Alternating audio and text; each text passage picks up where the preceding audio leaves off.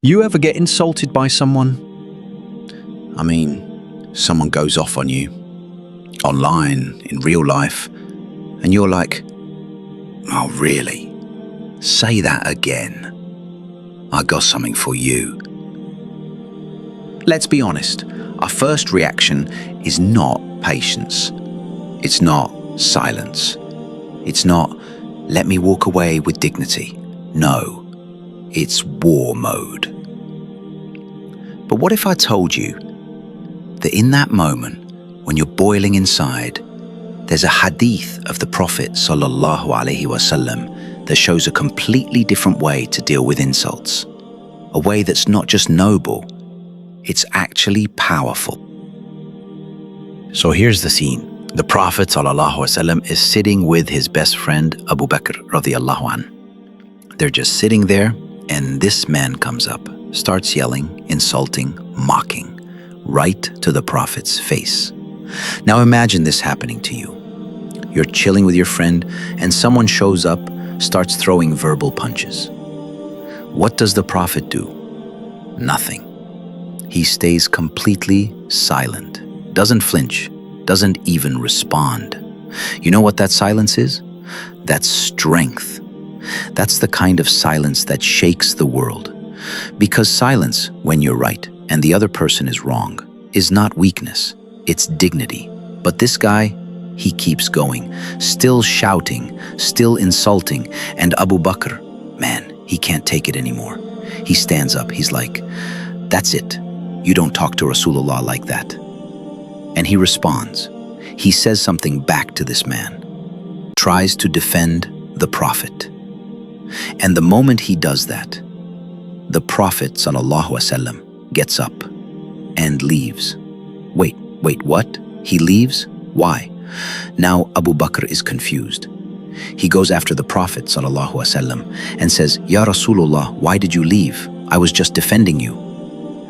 And listen carefully to what the Prophet ﷺ says, because it's incredible. He says, when you were silent, an angel came down and was responding on your behalf. But when you started talking, the Shayṭān came. And I don't sit in a gathering where Shayṭān is present. Musnad Ahmad Hassan. Whoa, let's unpack that for a second. When you're quiet, because you're holding yourself back for the sake of Allah, the angels come to your defense. You don't have to say anything. Heaven is speaking for you.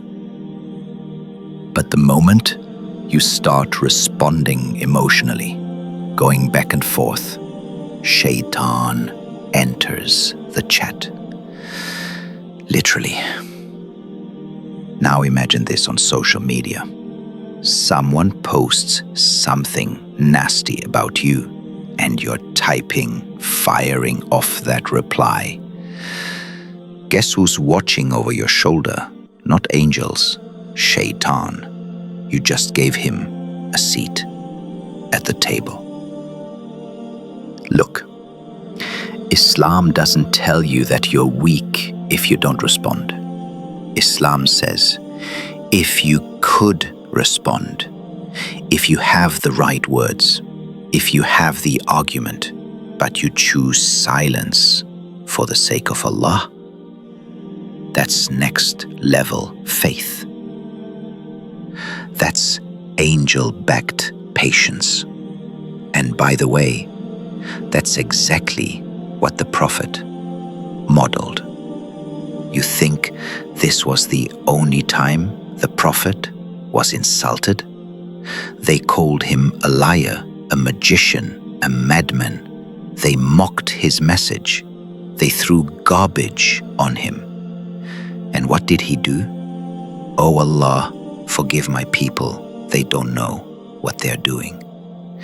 He didn't curse back. He didn't say, wait till I get power.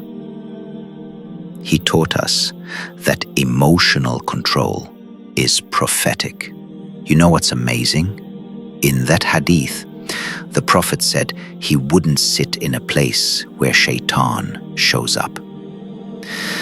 Now think about your own spaces, Your DMs, your group chats, your comments.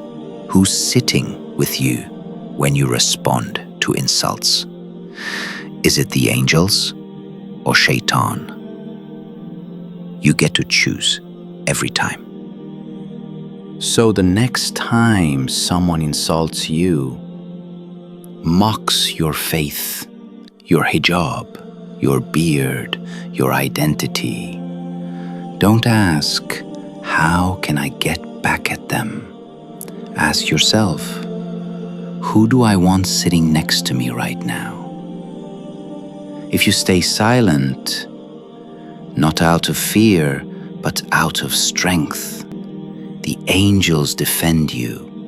Allah honors you. The Prophet ﷺ smiles upon you. That's not weakness, that's the Sunnah.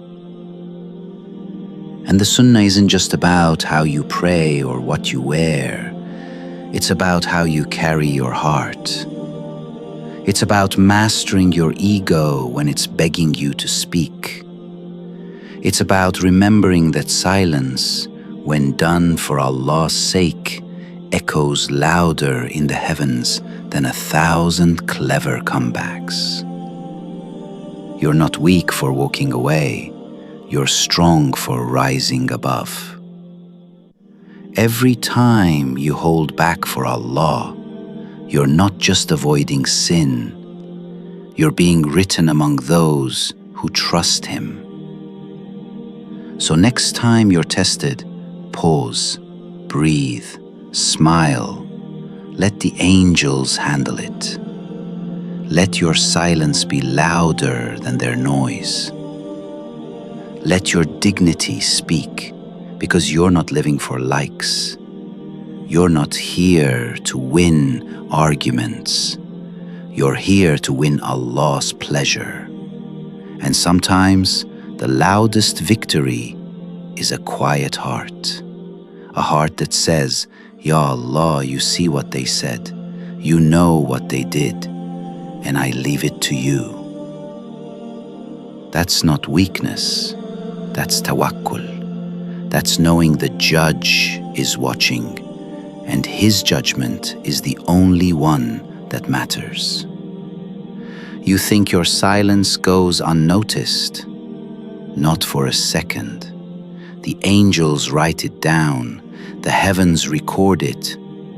And on the day of judgment, when everyone is scrambling for good deeds, your patience, that quiet, dignified moment, will shine brighter than the cleverest reply. So don't ever think you lost by walking away. You won. You chose Allah over your ego. You chose Akhirah over applause. And in that choice, you found real strength. May Allah grant us the strength to hold our tongues when our hearts are burning to respond. May He surround us with angels when we choose silence for His sake. And may He make our patience a reason for His mercy on the day when nothing else will matter. Remember, you're never alone in those moments. When you choose restraint, you're in the company of the Prophet, the angels, and the righteous. That's not just self-control, that's faith in action. Barakallahu feekum, wassalamu alaykum wa rahmatullahi wa barakatuh.